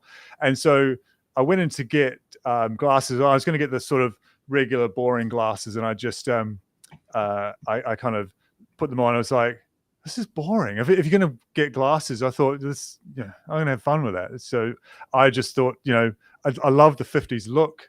And there was this designer near us that does nice glasses, and I tried a few on and thought, I'll do this. Actually, my daughter said, "You look okay, Dad," which was the thing for me because she'd never say something like that normally. So I was like, "All right, I'm going with that." But yeah, they're definitely real. I'm not that much of a poser, but there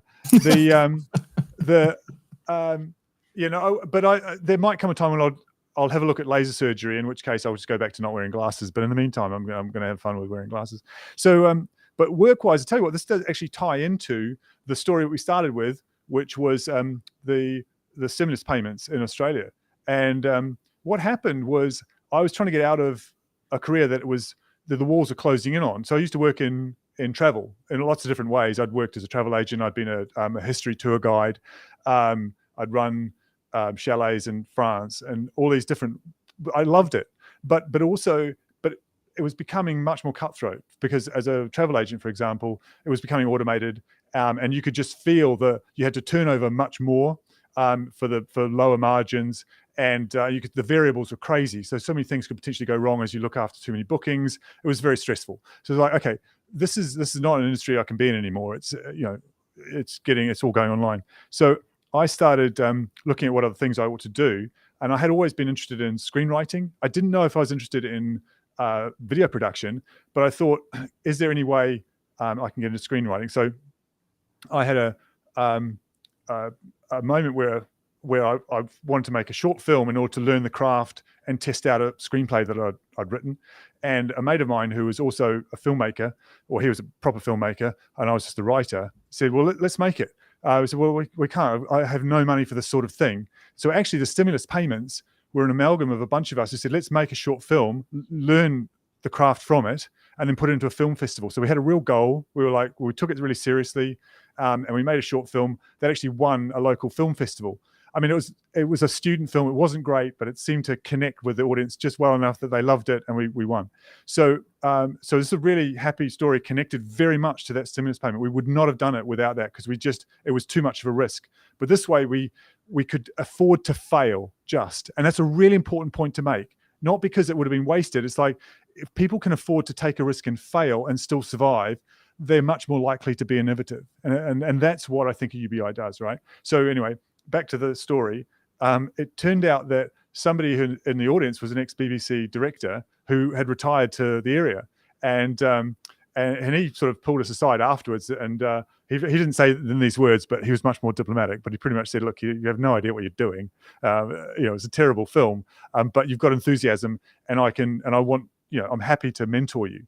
It was the kindest act. It was the most generous thing. He was the most generous guy, and over a few years, I transitioned from the career I was into filmmaking. I got the class A guidance from a top BBC director who'd retired to Australia, and so I was incredibly fortunate. But none of that would have happened without that catalyst.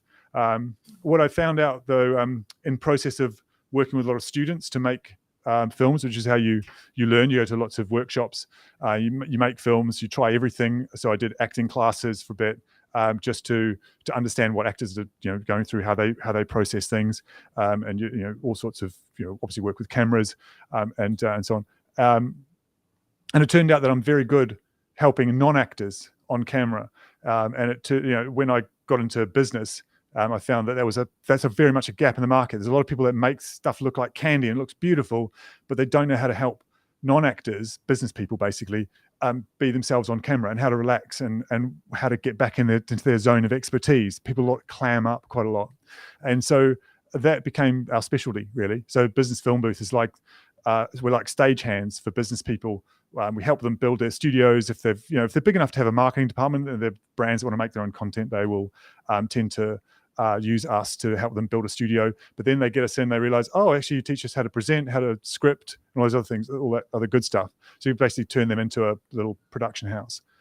So that's how that's developed. But I do often think of that stimulus payment because of that. And that's why I'm very in favor of UBI, because for me, that's the experience I would want for as many people as possible. But like you said, Mike, that's for me. I know at a system level that may not apply, but that I found inspiring, and I think that experience was accelerated over the pandemic, where my business survived, but it was very much like, hang on, you're just saying that I've built this thing up and it could be smashed because you just want to stop the economy for 3-6 months, like saying, hey, we can cure you if you hold your breath for 3 weeks. It doesn't make any sense. So that's but anyway, sorry, slightly aside there, but that's how I got into this, and it's a kind of work that I still love. It's absolutely brilliant. Nice, very nice. Anybody who's got questions in the audience for anybody here, myself, Dave, Steve, or Mike, make sure you. I picked up on the fact that Dave used to do stuff at French chalets. Maybe we should take this show on the road to France to a chalet. I think my Dave cooking can help days us out are there. long behind me. I'm cheese on toast is where I'm back to now. But it was a season, and we ran a chalet. My wife and I ran a chalet out in Courchevel, and it was basically punters come over for the week, and they've got a cook there that does everything, and we're hosts. So we cook, but we also explain everything about the area and all that sort of stuff. It's very sociable, a lot of fun, and I was a pretty good cook then too. I did some commercial cooking for a few years in Australia. You can cook. Well, like I said, any ladies watching the show right now, Dave can cook. Dave can, yeah. what he can cook exactly anymore is the question, but I used to be okay. I used to be quite good. Go ahead, Steve. Yeah. I used to be a bloody good cook as well, and it came out of adversity. My mother was a dreadful cook, and she could do a baked dinner, and she could do, I think it was some salmon dish. I've forgotten its name now, and that was it. And the thing is, why was she a bad cook? Well, she had to be cook for 5 kids and a husband who was quite sexist in his attitude, coming to "where's my dinner" type attitude, right. And so the meals were quite boring. And at the same time, I'd become good friends with a Sri Lankan family, and I was eating curries at the age of 12, and really thoroughly enjoying it. And then discovered a Burmese restaurant in my local suburb, which was quite ridiculous because it was a very white middle class suburb as it happens, and suddenly this Burmese restaurant turns up there. Became good friends with the chef, and so I remember my mother challenging me at one stage, and this is very 50s, 60s sort of stuff, saying, "How can you ever live without a woman to make your bed and cook your meals?" And I ignored the bed stuff and said, "I'll be a better cook than you ever were." And then I learnt all this Asian stuff, and I became an Asian cook in the days when Australia had absolutely boring food. This was before the Vietnamese influx that began in 1973. And so I just taught myself to cook all these Asian dishes. I had woks. I used to grind my own spices. And it got to the point where I could actually come home, and I remember thinking this, what flavor do I feel like tonight? And then I'd blend the spices to make that flavor. It all went totally a cropper when I did my PhD, because I found I was doing, again, too much bloody academic work, running a conference at the same time as writing my PhD. And we had a brilliant Vietnamese stroke Chinese stroke Thai restaurant just around the corner. And my wife loved cooking. She'd cook 3 days a week. We'd eat there 4 days a week or whatever, and go out 1 day a week with friends for dinner. And these days, I don't think I could actually cook toast. It does disappear. You use it or you lose it. Basically. Yeah, definitely. Skills atrophy. Yeah. Can I address just quickly something that Ghost on the Half Shell has mentioned in the chat? This is I think it's back when we were talking about the risk taking that I got to do, and I think it's a really fair comment. And I see this sort of thing a lot. This is basically the luxury of the rich; they can afford to take risks, and I kind of think that's the point. Like, I didn't feel like we were really hand to mouth, and I definitely didn't feel like I was rich, but I did for a moment there, and I got a feeling of what it's like. Basically, we can either choose to create a system that we drag the rich down to our level, and that might make us feel really good for a while, or we can work it out so that the important things that we can elevate ourselves up to what the wealthy emulate the wealthy, which is time and energy spent away from the economics of survival. That's where innovation happens. So I really think that was a totally valid comment. But just to say, I don't feel wealthy. If I come across somehow as like some super wealthy entrepreneur, that's just not true. I don't know what level of wealth people think. Well, wait a minute. You're not wealthy? Yeah, I'm not wealthy. This is the whole point I had you on the show. Yeah. I'm neither wealthy on here. But in a sense, like, also, it's like, how would someone like me help any situation if I literally gave everything away until I had next to nothing and, you know, was at risk again of being on the streets. I'm not sure how that would be productive or useful, but again, it was it's instructive to think, how do we emulate what the wealthy are doing? What are the best parts of what the wealthy have? It's not just having super yachts. That's a waste of everyone's time and energy and wrecking the planet. But it is about the amount of time and energy and spent away from just surviving, I think. Let's kind of, in the last 20 minutes here, we'll just do a little bit of climate talking. We got a question here from WWE fan Steve, Mike, maybe even Dave might have some opinions on it. What are you guys' thoughts on the COP conference that has been happening? We'll start with Steve. Your thoughts on COP. I think it's well named, Cop Out. It's a cop out conference. And one thing which, in putting together the critique of neoclassical bullshit on climate change, or the garbage produced by Nordhaus, Richard Toll, and idiots like that, I had to, at some point, project forward what temperatures are going to be, given the levels of carbon dioxide, leaving at the point that it's just changes in carbon dioxide causing the temperature increase rather than changing the albedo of the planet by losing Arctic and so on and so forth. Anyway, I got carbon data back to 1750 and temperature data back to 1750.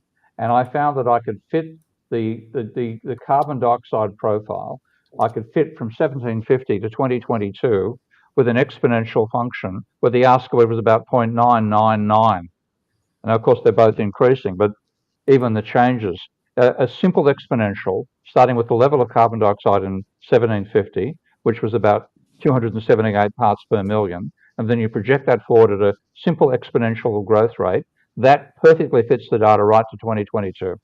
So it's saying, in other words, what we've been talking about at COPs and all this sort of stuff for 30 years has had, technically speaking, of course, fuck all impact upon the growth of carbon dioxide in the planet. So it's been a cop out. It's been a waffle to make people seem like they're doing something when they're doing bugger all.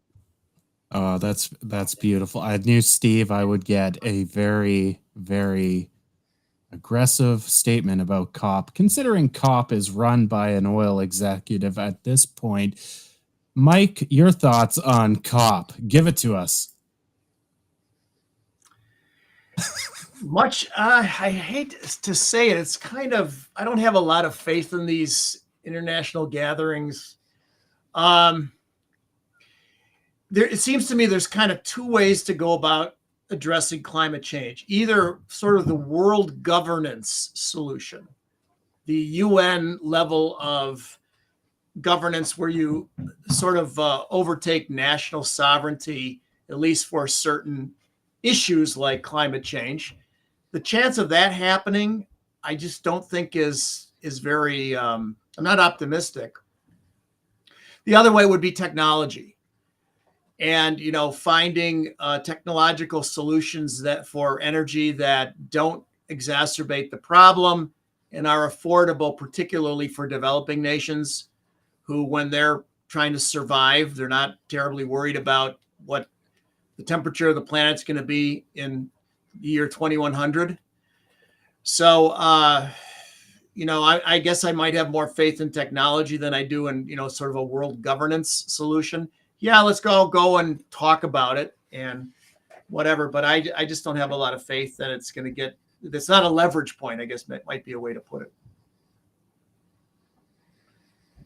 Yeah, if I can put my 5p in, it's the idea that we haven't solved complex issues like this at a global level before from bodies that are made up of, you know, people that represent nation states. Basically, it's not that nation states are the problem, it's just that they're not equipped to deal with this sort of issue. So asking them to solve this is a bit like the League of Nations before, you know, World War II. It's like it's not made for it. So world government's probably too scary a term for a lot of people, but I do think a universal form of democracy has to happen at some point. But I think it'll only happen after a big crisis.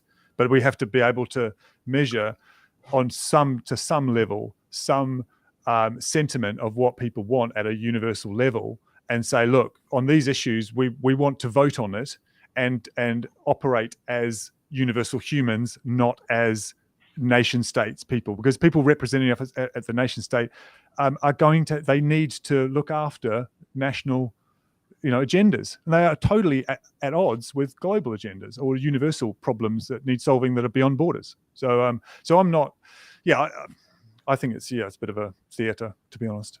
And sadly, I think we human beings have only really progressed on big stuff like this during or after a crisis. And sadly, I think that's probably what will happen here as well. Yeah, 100% on the crisis thing. That's really maybe the last time there was an opportunity for international realignment or restructuring was right after World War II, perhaps. But yeah, people don't get on the dime until there's something like really bad happening. Well, we learn to prioritize. Then suddenly you realize, oh, hang on, these are the important things. And without a crisis, we don't prune. We just don't. We will just let everything grow wild. And there's a whole bunch of stuff that's going on that's wasting energy that we don't use or do anymore. But then when you have to clean house, you realize, oh, this is the stuff I don't need, sort of thing. So, and that's not my idea at all. There's a great book out that's a second in a series called The Fourth Turning is Here. You've probably heard of it. And the first one came out in the early 2000s. But it's the idea that human beings are our history has these seasons in it that are like cycles, and we progress into new seasons. It doesn't repeat, but it rhymes. I think that's attributed to Mark Twain, isn't it? But the idea that based on a human lifetime, we experience we expect a seculum, which is a long human lifetime of around 100 years, and within that, we change a lot of our system thinking every 20 years. And the last time that a big cycle like this happened was at the end of World War II. And so now we're right on the cusp of a new major crisis that will put us into a new paradigm, just like World War II did. Sadly, those paradigm shifts have been through war, but there's no law of physics that says it has to be. But that crisis, it could be anything. It could be a mass automation of jobs. It could be some climate catastrophe. It could be war, hopefully not war, goodness sake. But it's a very interesting book. It does read like horoscopes in places, but it's still really good for framing your thinking, and it's really compelling because it does really line up. It's really thorough. So if you haven't heard of The Fourth Turning or The Fourth Turning is Here by Neil Howe, look it up. It's a really good read, and it's had a lot of good reviews. Steve, your final thoughts on COP? Well, basically, the fossil fuel interests want us to be doing stuff like this because they know none of these agreements ever work. And there's a very good spoof done a couple of years ago now, I think, where a couple of people pretended to be touting for the business of some marketing advisors in Washington, lobbyists. And the lobbyists actually bragged about the extent to which they'd helped stop change on climate change by pushing the idea of international agreements, because they knew that there never would be an agreement, so they could go on doing what they wanted to do. So we've actually fallen for a trick of people who want to continue down this path. And my problem is, like I've just almost today, in some ways, woke up with the realization that it doesn't really matter anymore. The people who are denying that we're facing a catastrophic collapse have won. And the thing is, therefore, when the catastrophe happens, it'll happen to everybody, including them. So there's a sense of fatalism about this. And the question is, for me, how do we manage to have as much possible survive on the other side? My analogy basically is we're on the Titanic, too close to and moving too fast towards the iceberg. We don't have anywhere near enough life rafts to get out. Most people are going to die. It's a question of how they die, rather than whether they will or not. And then on the other side of it, do we have anything resembling civilization? That's my very pessimistic perspective on everything we're going through. That was a question I was going to ask earlier, which was, is there hope? Are we all doomed? Well, I'm glad that's been answered. Well, so here comes the next doom part. I've got to get you to read about 25 very hard to read names, top commenters and chatters from last week. Dave, go ahead. Here it is. Read them out. Oh, no, I've got to enlarge my screen. Hang on, I'll pull it closer to me. Hang on. See, these glasses aren't exactly... They're not binoculars. How do I expand this? Now I'm really If you hold I'm really struggling. your, I'm going to get in there and expand. Oh, well, hey, there we go. All right. Web Freaks, Tony Wilson. Do I put on my radio voice for this? Not that I yes, have one. I've got a radio phase. Thomas Sanchio. Is that better? yes, very nice. Drag-Eye. Adam Friended. Elg Ortham. These are hard. The Minstrel 155. Ghost on the Half Shell. Brad Atherton. Romanian 14. Andrew Sullivan. Owen Wall. Matthias Sedin. D. Bruce. Alex Marshall. I don't know why I've suddenly developed an American accent, but anyway. Alex Plant. Nicholas Gomez. Tomaz Sergey. T.R. Manaharan. Leonardo Kozlov. This is cruel. Lana Dell Hates the Clock. Zan Cassiel. Roman Kaustov. Douglas Applied MMT. Rock Pilitiki. I think it's a Romanian name or a Douglas Dowell, JD, Jens Rundberg, Jov Netzer. These I'm mutilating these. I'm so sorry if you're out there listening to this. Hugh N. JBA088, Dave Collins, Cheeto, The Hasty Ant, and Downtown Christmas Tree.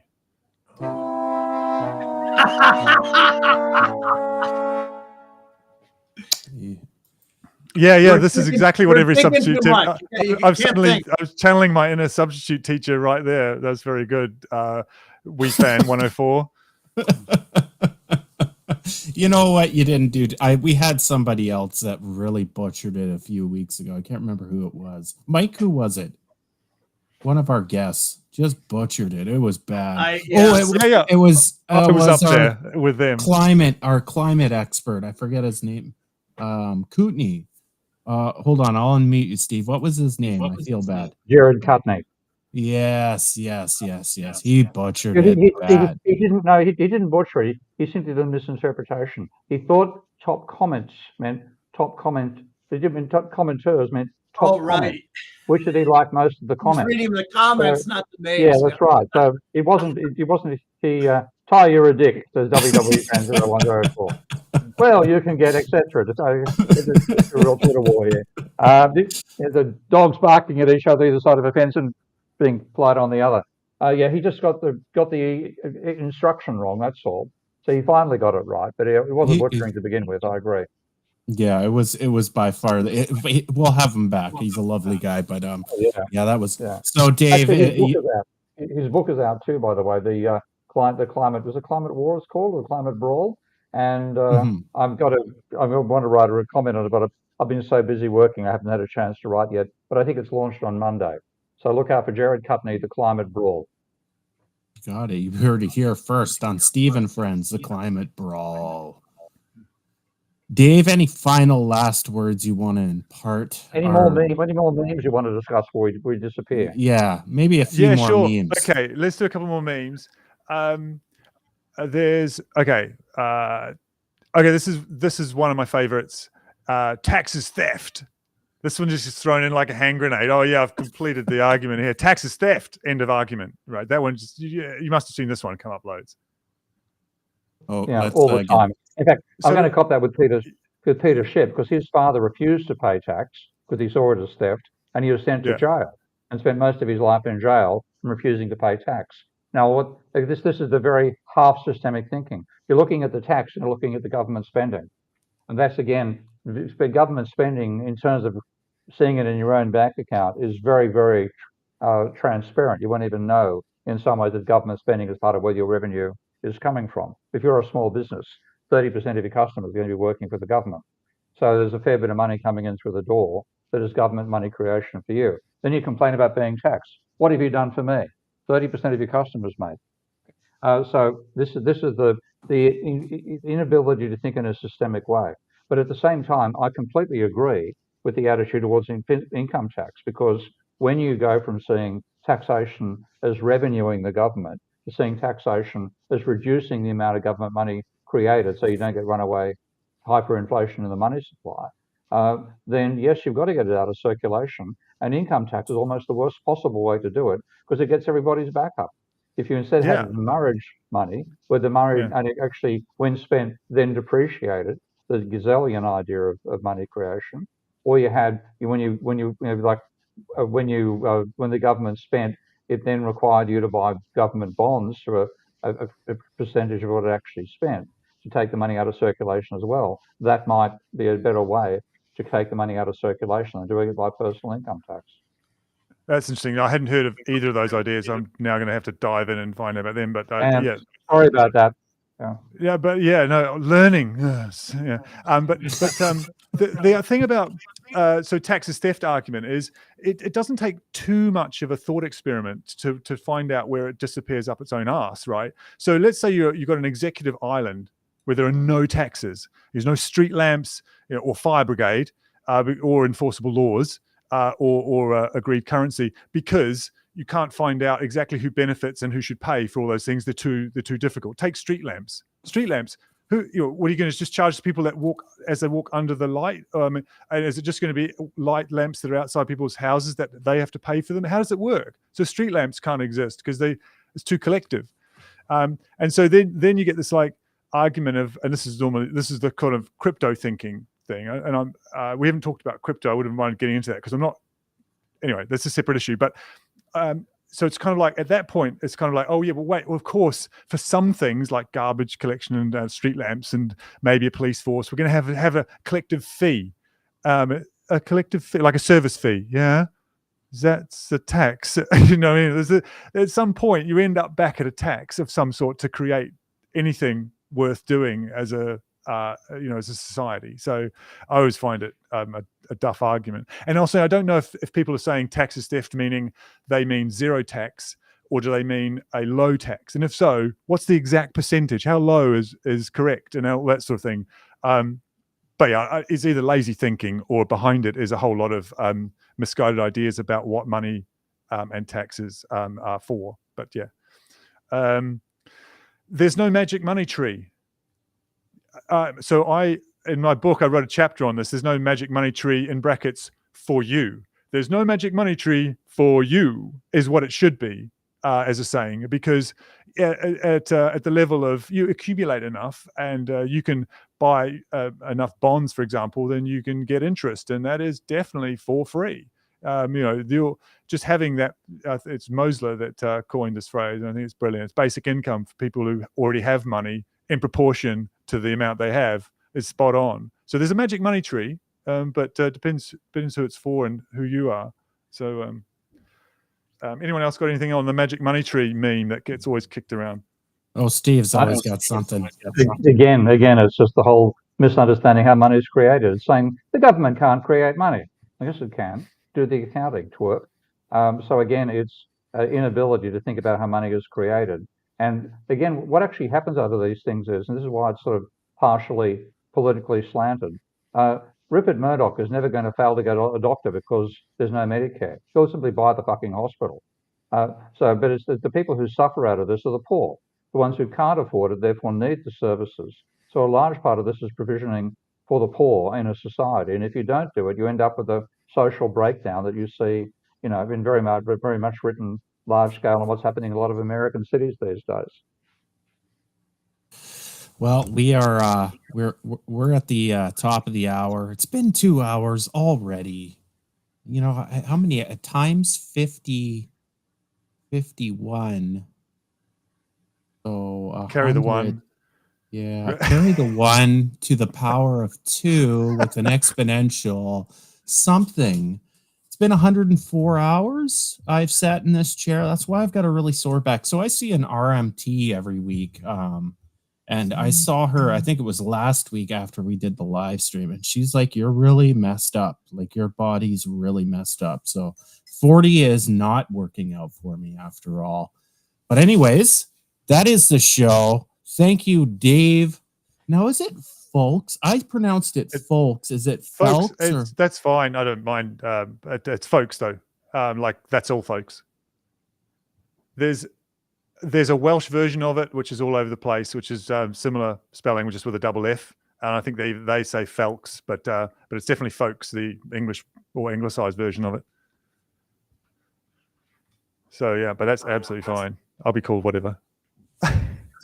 My audio went out there, so actually, like, my earpiece died. I have it on my speakers now, so I missed what you said, but hopefully I got something close to your name. But You did. I You do did have, absolutely fine.